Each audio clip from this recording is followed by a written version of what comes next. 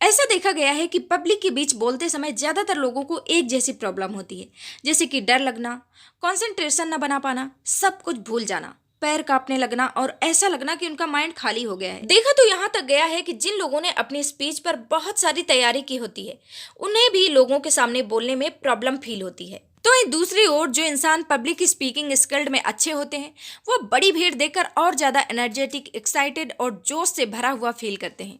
भीड़ उन्हें बोलने के लिए इंस्पायर करती है। स्किल्ड पब्लिक स्पीकर्स का कहना है कि अगर बोलते समय वह कुछ भूल भी जाते हैं, तो भीड़ से मिलने वाली एनर्जी उन्हें सब कुछ याद दिला देती है।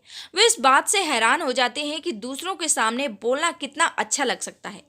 आपको भी ऐसा ही फील करना चाहिए। पहली बार पब्लिक स्पीकिंग में डर लगना नेचुरल सी बात है, क्योंकि अच्छा प्रेजेंटेशन देना एक बड़ी जिम्मेदारी होती है।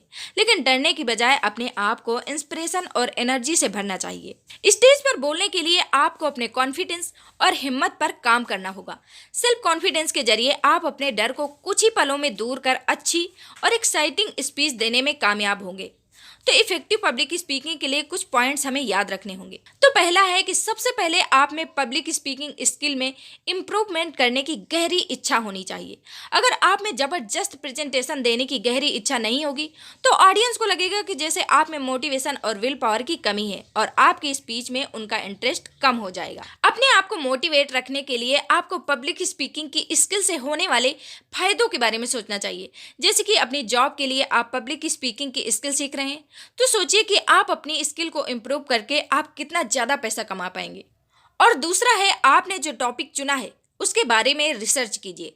अपने टॉपिक के बारे में जानकारी होने से आपका कॉन्फिडेंस खुद ब खुद बढ़ जाएगा। और तीसरा फार्मूला है कि जब तक आप सचमुच कॉन्फिडेंट ना फील करें, तब तक आपको ऐसा जताना चाहिए कि जैसे आप कॉन्फिडेंट हैं। यानी कि नर्वस फील होने के बावजूद ऐसा दिखाइए कि जैसे आप पूरे कॉन्फिडेंस के साथ बोल रहे हैं। गहरी सांस लीजिए, ऑडियंस से आई कांटेक्ट बनाइए, सीधे खड़े होकर कॉन्फिडेंस के साथ अपनी बात कहें, यानी कि स्पीच दें। कोई ऐसा काम न करें जो आपकी नर्वसनेस को दिखाता हो, जैसे कि अपने कपड़ों के साथ खेलना, बेवजह बार बार हिलना या फिर अपने आप को फर्नीचर के पीछे छुपाना वगैरह वगैरह। तो अंत में सबसे इम्पॉर्टेंट बात, practice make a man perfect, यानी कि स्टेज पर स्पीच देने के पहले तब तक प्रैक्टिस करें जब तक आप उसमें परफेक्ट ना हो जाएं। आप जितना ज़्यादा प्रैक्टिस करेंगे उतना ज़्यादा आपको एक्सपीरियंस मिलेगा, और यह एक्सपीरियंस आपको स्पीकिंग इवेंट के समय आने वाली किसी भी प्रॉब्लम को कॉन्फिडेंटली फेस करने में मदद करेगा। तो चलिए एक रियल स्टोरी सुनते हैं। कई साल पहले एक कॉलेज बोर्ड के प्रेसिडेंट, सक्सेसफुल बिजनेसमैन और एक चर्च के लीडर मिस्टर D.W. घेंट ने अपने पब्लिक स्पीकिंग स्किल को डेवलप करने के लिए मदद मांगने डेल कार्नेगी के पास आए। उन्होंने कार्नेगी से कहा कि उन्हें कई बार अपने प्रोफेशन से रिलेटेड मीटिंग में प्रेजेंटेशन देने के लिए कहा गया, लेकिन पब्लिक स्पीकिंग की डर की वजह से उन्होंने हमेशा रिक्वेस्ट को टाल दिया। मिस्टर घेंट ने डेल कार्नेगी से पूछा, क्या इस उम्र में मैं अपने स्पीकिंग स्किल को इम्प्रूव कर सकता हूँ? कार्नेगी ने उन्हें उम्मीद दी और उन्हें सेल्फ कॉन्फिडेंस बढ़ाने के कई तरीके बताए। कुछ समय बाद दोनों एक क्लब में मिले और बहुत सारी बातें की। बातचीत के बाद मिस्टर घेंट ने कार्नेगी को एक नोटबुक दिखाई, जिसमें उन सभी स्पीच की लिस्ट थी जो उन्होंने कार्नेगी से मिलने के बाद दी थी। मिस्टर घेंट अब बहुत खुश थे, क्योंकि अब वो अपने नॉलेज को पब्लिक के साथ शेयर कर पा रहे थे। उन्हें लगा जैसे वो सोसाइटी के लिए बहुत कुछ कर पा रहे हैं। यहाँ तक कि उन्हें ब्रिटिश प्राइम मिनिस्टर के सामने बोलने के लिए भी इनवाइट किया गया। स्टेज पर खड़े होने और ऑडियंस के सामने बोलने से डरने वाले शख्स को अपनी इस कमजोरी को दूर करने में सिर्फ 3 साल लगे और वह एक अच्छे पब्लिक स्पीकर बन गए। पब्लिक स्पीकिंग स्किल को डेवलप करने के लिए सेल्फ कॉन्फिडेंस बढ़ाना सबसे पहला स्टेप है। तो चलिए इसी के साथ बढ़ते हैं अगले चैप्टर की तरफ, सेल्फ कॉन्फिडेंस थ्रू प्रिपरेशन। आप प्रेजेंटेशन की तैयारी कैसे करते हैं? तो पिछले चैप्टर में हमने समझा था कि अपने चुने हुए टॉपिक के बारे में नॉलेज होना कितना जरूरी है, लेकिन सिर्फ इतना ही काफी नहीं होगा। उस टॉपिक पर अपने आइडिया, अपने एक्सपीरियंस और एग्जाम्पल को जोड़कर उसे स्पेशल टच दीजिए। इसके साथ ही अपनी पुरानी मेमोरी के अनुसार उस टॉपिक के फैक्ट्स के साथ एग्री या डिसएग्री कर सकते हैं। प्रेजेंटेशन की तैयारी करने के लिए आपको कुछ पॉइंट्स ध्यान में रखने होंगे। तो सबसे पहले आपको एक ऐसा सब्जेक्ट सिलेक्ट करना चाहिए जिसमें आपको इंटरेस्ट हो। इसके बाद उस सिलेक्टेड सब्जेक्ट के किसी भी एंगल को लें और उस पर पूरा अटेंशन रखते हुए उसके बारे में सबसे ज्यादा रिसर्च करें। एक साथ कई सब्जेक्ट पर स्पीच देने की कोशिश ना करें, क्योंकि बहुत सी इधर उधर की बातें करने से अच्छा होता है कि एक छोटी सी और क्लियर स्पीच दें। उसके बाद अपने टॉपिक के बारे में ध्यान से सोचें कि उससे रिलेटेड क्या क्या सवाल पूछे जा सकते हैं और उसके जवाब ढूंढें। प्रैक्टिस स्पीच के लिए 3 मिनट का समय काफ़ी है। इसे ही एम बनाकर प्रैक्टिस करें। इसका मतलब ये नहीं है कि आपको ज़्यादा रिसर्च नहीं करनी चाहिए, बल्कि अपने टॉपिक के बारे में आप जितना ज़्यादा जानेंगे, अपने ऑडियंस से पूछे जाने वाले सवाल का जवाब देने में आप उतना ही कॉन्फिडेंट फील करेंगे। डेल कार्नेगी की एक पब्लिक स्पीकिंग क्लास में जैक्सन नाम का एक आदमी प्रेजेंटेशन देने वाला था। उसने क्लास में जाते समय रास्ते में ही फोर्ब्स मैगजीन में सक्सेस हासिल करने के 10 साल नाम का एक आर्टिकल पढ़ा। जैक्सन क्लास में आया और सबके सामने आर्टिकल पढ़ा और बैठ गया। आपको क्या लगता है उसकी स्पीच कैसी रही होगी? उसने बेहद खराब प्रेजेंटेशन दी थी, क्योंकि ना तो उसने सब्जेक्ट के लिए कोई तैयारी की थी और ना ही उसमें उसे इंटरेस्ट था। जैक्सन ने एक ऐसे टॉपिक के बारे में बात की थी जिसके लिए उसमें बिल्कुल एक्साइटमेंट नहीं थी। उसने उस बारे में रिसर्च तक नहीं की थी। उसने ऐसे स्पीच दी थी कि जैसे किसी मजबूरी में स्पीच दे रहा हो, इसलिए नहीं कि वो उसे लेकर मोटिवेटेड था। ऐसे प्रेजेंटेशन के कारण ऑडियंस बोर हो गई और किसी ने उसकी बात ध्यान से नहीं सुनी। कार्नेगी ने जैक्सन को बुलाया और उसे स्पीच में अपने आइडियाज और एग्जाम्पल को जोड़ने को कहा। उन्होंने अगले हफ्ते उसी टॉपिक को अलग तरह से प्रेजेंट करने की एक्टिविटी भी दी। जैक्सन ने चैलेंज को एक्सेप्ट किया। उसने आर्टिकल को ध्यान से पढ़ा और रिजल्ट निकाला कि वह आर्टिकल के राइटर से सहमत नहीं है। उसने आर्टिकल को बढ़ाया और उसमें एक्सपेरिमेंट जोड़े। अगले हफ्ते जब जैक्सन ने प्रेजेंटेशन दिया तो पहली वाली स्पीच से बिल्कुल अलग था। उसने हर बात दिल से कही थी और इस तरह कही थी कि मानो एक एक बात पर पूरी तरह यकीन करता था। इस बार ऑडियंस उसका नजरिया सुनकर एक्साइटेड हुई। इस एक्सपीरियंस ने जैक्सन को बहुत कुछ सिखाया। तो चलिए इसी के साथ बढ़ते हैं नेक्स्ट चैप्टर की ओर। How famous speakers prepare their address.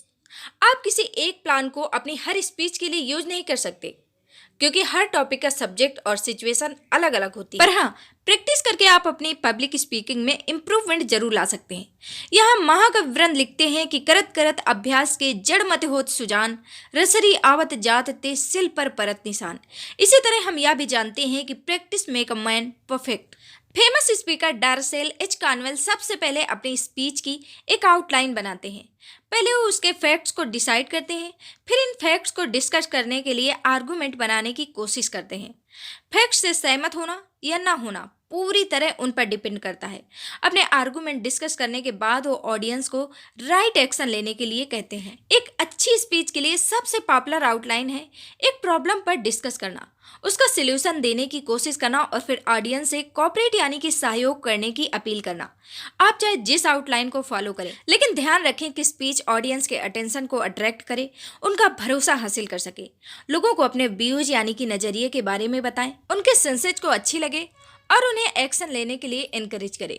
अपने आर्गुमेंट नोट बना लेने के बाद उन्हें अलग अलग फाइल कर लें और देखें कि कुछ छूट तो नहीं रहा। ऐसा करने से आप अपनी स्पीच को और क्लियर तरीके से एडिट कर पाएंगे। अपनी स्पीच को बेहतर तरीके से कुछ ऐड या डिलीट भी कर सकते हैं। एक अच्छी स्पीच के लिए नोट्स बनाना तो जरूरी है, लेकिन बोलते समय नोट्स पढ़ना नहीं चाहिए, क्योंकि ऐसा करने से आपके ऑडियंस का इंटरेस्ट आपकी स्पीच से खत्म हो जाएगा।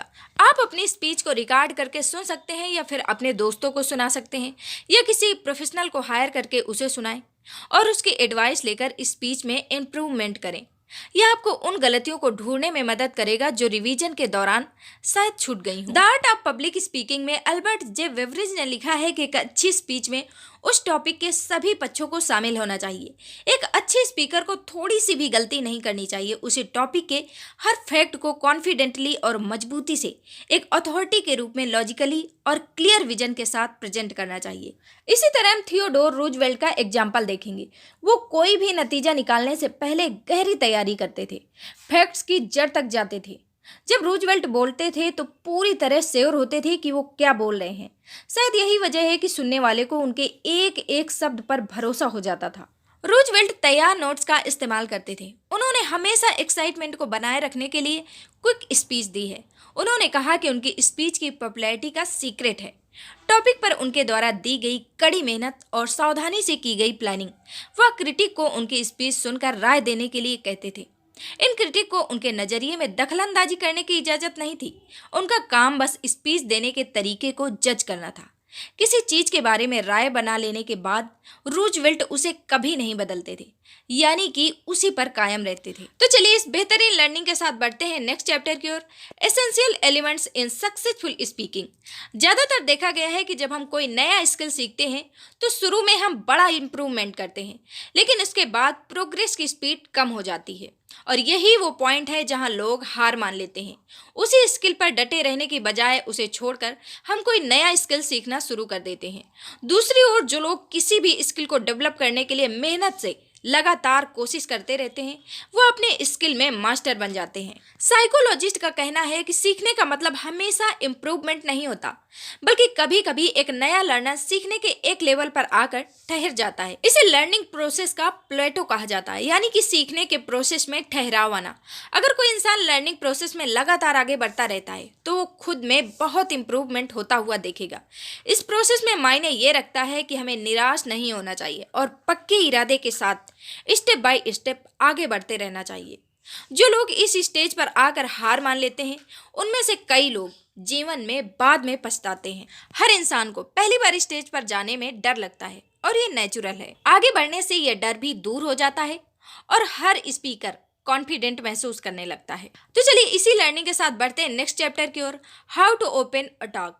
डॉलिन हेराल्ड नॉर्थ वेस्टर्न यूनिवर्सिटी के प्रेसिडेंट हुआ करते थे। उन्हें पब्लिक स्पीकिंग का कई सालों का एक्सपीरियंस था और वह एक माहिर पब्लिक स्पीकर थे। जब उनसे पूछा गया कि उन्होंने सबसे इम्पोर्टेंट बात क्या सीखी तो उन्होंने कहा कि स्पीच की ओपनिंग यानी कि शुरुआत बहुत इंपॉर्टेंट होती है। कई जाने माने पब्लिक स्पीकर जैसे कि अब्राहम लिंकन का भी मानना था कि पब्लिक स्पीकर को अपनी स्पीच से ज़्यादा उनकी ओपनिंग पर फोकस करना चाहिए और ओपनिंग को ज़्यादा अट्रैक्टिव बनाना चाहिए। स्किल्ड पब्लिक स्पीकर अपने स्पीच की ओपनिंग पर कड़ी मेहनत करते हैं, वहीं नए स्पीकर अपने स्पीच पर तो मेहनत करते हैं लेकिन स्पीच की ओपनिंग को चांस पर छोड़ देते हैं। अपनी स्पीच की ओपनिंग को लिखने के लिए सुबह का समय सबसे अच्छा माना जाता है, क्योंकि उस समय आपका माइंड फ्रेश होता है। इस समय आप ज़्यादा क्रिएटिव होते हैं।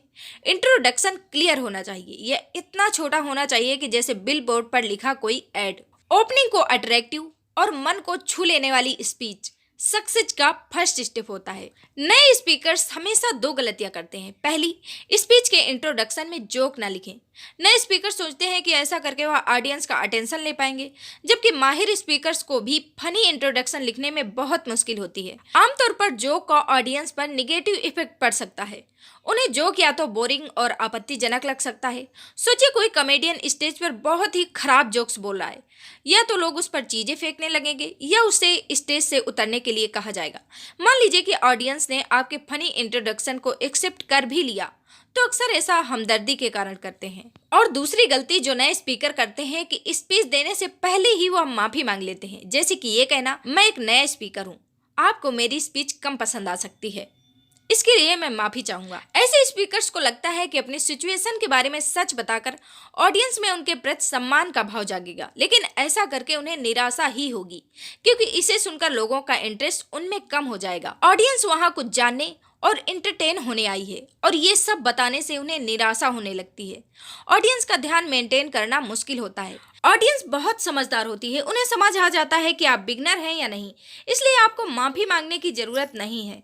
हम आपको कुछ अच्छी ओपनिंग के बारे में बताना चाहेंगे जिन्हें आप अपनी स्पीच में यूज कर सकते हैं। आप स्पीच की ओपनिंग किसी मिस्ट्री या इंटरेस्टिंग स्टोरी से कर सकते हैं। इससे आपकी ऑडियंस की क्यूरियोसिटी बढ़ेगी और वह आपकी स्पीच को ध्यान से सुनेंगे। किसी भी स्पीच की अच्छी ओपनिंग होती है एक शॉर्ट स्टोरी सुनाना। अच्छी कहानियां ऑडियंस का इंटरेस्ट स्पीच में बढ़ा देती है। इसी तरह आप अपनी स्पीच की शुरुआत ऑडियंस से कोई सवाल पूछकर भी कर सकते हैं। सवाल ऑडियंस को सोचने पर मजबूर करते हैं और उनका स्पीकर से डायरेक्ट कॉन्टेक्ट हो जाता है, जिससे उनका अटेंशन स्पीच में बढ़ जाएगा। आप अपनी स्पीच की ओपनिंग किसी भी तरीके से करें, लेकिन ये याद रखें कि ज़्यादा फॉर्मल न बनाएं, कैजुअल बने रहने की कोशिश करें। अगर कोई इंट्रोडक्शन जबरदस्ती या बेमन से बोला हुआ जैसा लगता है तो यह ऑडियंस को अट्रैक्ट नहीं कर पाएगा। तो इसी तरह है next chapter, how to close a talk. किसी भी स्पीच के लिए इंट्रोडक्शन की तरह कंक्लूजन भी बहुत जरूरी होता है। आपकी स्पीच का कंक्लूजन यह डिसाइड करता है कि आप एक मंजे हुए स्पीकर हैं या बिगनर। आपका कंक्लूजन इंस्पायरिंग और मोटिवेशनल होना चाहिए। आपको अपनी स्पीच ऐसे शब्दों से क्लोज करनी चाहिए जिन्हें आपके स्टेज से जाने के बाद भी लिसनर्स याद रखें। अपने कंक्लूजन को ऐसे ही छोड़ने की बजाय स्पीच लिखते समय ही इसे प्लान कर लेना अच्छा होता है। स्टेज पर अक्सर हम नर्वस होते हैं और उस समय अच्छा कंक्लूजन सोच पाना मुश्किल होगा। इसलिए स्पीच के नोट्स तैयार करते समय और प्रैक्टिस करते समय ही एक अच्छे कंक्लूजन के बारे में प्लान कर लेना चाहिए। अपनी स्पीच को अचानक बंद करना आपको नौसिखिया और इनएक्सपीरियंस दिखाएगा। आपको कॉमन सेंस का इस्तेमाल करके यह पहचानना होगा कि कब आपको स्पीच बंद करके कंक्लूजन देना है। वेल्स के प्रिंस एक बार टोरंटो के एम्पायर क्लब में स्पीच दी थी। उन्होंने यह कहते हुए अपनी स्पीच खत्म की कि उन्होंने अपने बारे में बहुत सारी बातें की क्योंकि उन्हें विश्वास था कि वे दुनिया में बदलाव ला सकते हैं। उन्होंने ऑडियंस की तारीफ की। उन्होंने यह भी कहा कि वो अपनी जिम्मेदारी बखूबी निभाएंगे और उनका भरोसा कायम रखेंगे। यह एक अच्छी स्पीच थी जिसका सीधा और साफ कंक्लूजन था, जिसे सुनने वाला हर इंसान समझ सकता था कि प्रिंस वेल्स अब बोल चुके हैं। उन्होंने ऑडियंस पर अपनी छाप छोड़ते हुए एक और वादा करते हुए स्पीच खत्म की थी। स्पीच के कंक्लूजन का एक और तरीका होता है बोली गई स्पीच के मेन पॉइंट्स की समरी बताना। आपको ऐसा लग सकता है कि जब सब कुछ बताया जा चुका है तो इसकी क्या जरूरत है, लेकिन यहाँ पर एक बात ध्यान रखने वाली है कि जिस स्पीच को आपने तैयार की है उसकी कई बार प्रैक्टिस की है, वह ऑडियंस के लिए मुश्किल हो सकती है, या अगर उनके अटेंशन में कमी की वजह से कोई पॉइंट छूट गया हो तो समरी सारांश बताने पर उन्हें उस पॉइंट के बारे में पता चलेगा। इसलिए मेन पॉइंट्स को याद दिलाना आपकी स्पीच की एक अच्छी एंडिंग साबित होगी। स्पीच को क्लोज करने का एक और अच्छा तरीका यह भी है कि आप ऑडियंस को एक्शन लेने के लिए मोटिवेट करें। जैसे कि अगर आपकी स्पीच किसी प्रॉब्लम के बारे में है और आपने उसमें सॉल्यूशन भी दिया है तो आप ऑडियंस को उनके पास मौजूद रिसोर्सेज या फिर सपोर्ट से आपकी मदद करने के लिए कह सकते हैं। आपकी स्पीच को खास बनाने के लिए आप इसमें कोई पोयम या फिर कोई कोटेशन शामिल कर सकते हैं।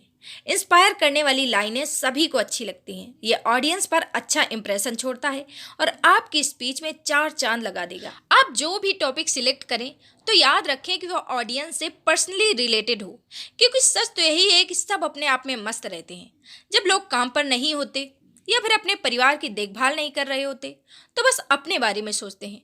अपनी ऑडियंस से कनेक्ट करने के लिए उन्हें ऐसे फैक्ट्स बताएं जो उन्हें खुद से जुड़ा हुआ फील करे। अच्छा स्पीकर बनने के लिए ऐसे टॉपिक चुनिए जिसमें आपकी ऑडियंस को भी इंटरेस्ट हो। एग्जाम्पल के लिए आप अपने ऑडियंस से उनकी लाइफ, पसंद नापसंद, फैमिली, करियर, सक्सेस, फेलियर के बारे में पूछिए। उसे अपनी बात कहने के लिए पुश करें और उसकी बात को ध्यान से सुने, तभी आपको एक अच्छा स्पीकर माना जाएगा। कभी कभी सुनना बोलने से कहीं ज्यादा अच्छा होता है। एक अच्छा कम्युनिकेटर होना एक ऐसा स्किल है जो सभी में होना चाहिए, चाहे आप टीचर हों या फिर राइटर हों या बिजनेसमैन। हर किसी को पब्लिक स्पीकिंग सीखनी बहुत जरूरी है।